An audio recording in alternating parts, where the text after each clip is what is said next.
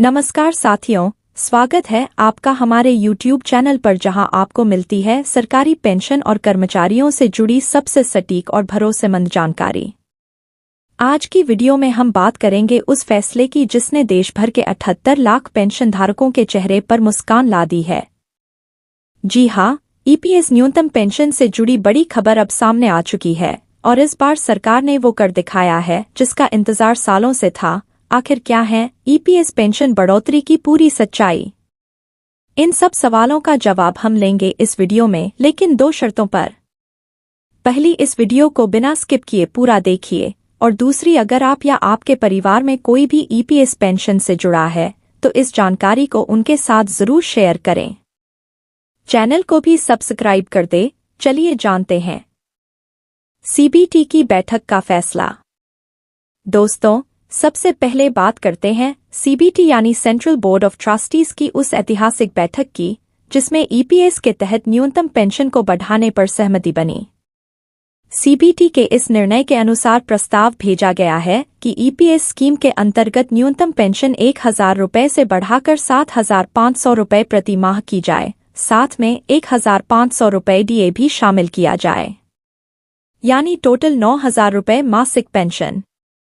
Cabinet में क्या हुआ? अब बात करते हैं कैबिनेट की बैठक की। सूत्रों के अनुसार कैबिनेट ने ईपीएस पेंशन धारकों के लिए न केवल पेंशन बढ़ाने बल्कि मेडिकल सुविधाएं और हायर पेंशन ऑप्शन को लेकर भी पॉजिटिव संकेत दिए हैं।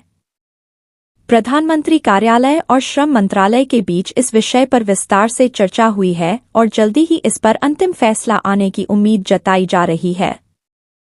ईपीएस यानी एम्प्लॉयीज पेंशन स्कीम की शुरुआत 1995 में हुई थी, लेकिन तब से लेकर अब तक न्यूनतम पेंशन 1,000 रुपये ही बनी रही, जो आज के महंगाई के दौर में काफी कम है।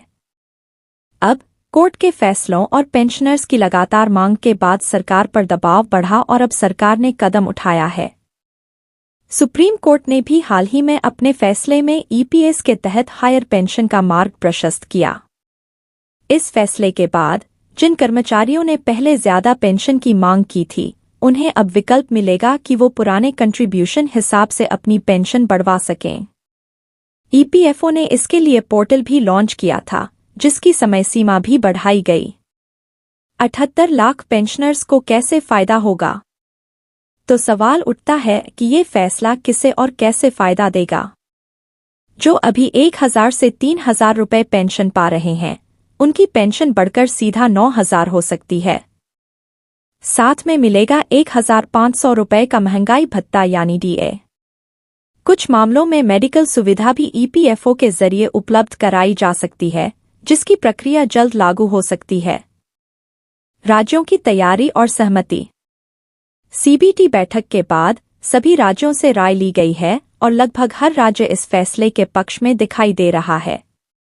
राज्यों को ईपीएस में अपने अंशदान के आधार पर तैयारी करनी है ताकि केंद्र सरकार के प्रस्ताव को पूरा किया जा सके। सरकार का रुख और आगे की राह। सरकार का उद्देश्य साफ है, ईज ऑफ लिविंग यानी जीवन को सरल बनाना। वरिष्ठ नागरिकों, पेंशनधारकों और कर्मचारियों के लिए ये फैसला केवल पेंशन बढ़ाने का नहीं, बल्कि उनकी इज्जत से जीने का अधिकार देने का निर्णय है। जल्द ही ये प्रस्ताव कैबिनेट से पास होकर संसद में भी रखा जा सकता है। यूजर्स के रिएक्शन को दिखाएं।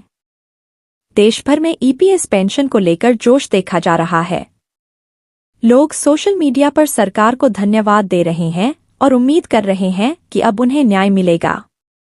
तो साथियों, यह थी ईपीएस न्यूनतम पेंशन से जुड़ी अब तक की सबसे बड़ी अपडेट। अगर आप या आपके परिवार में कोई ईपीएस पेंशन धारक है तो ये खबर जरूर साझा कीजिए।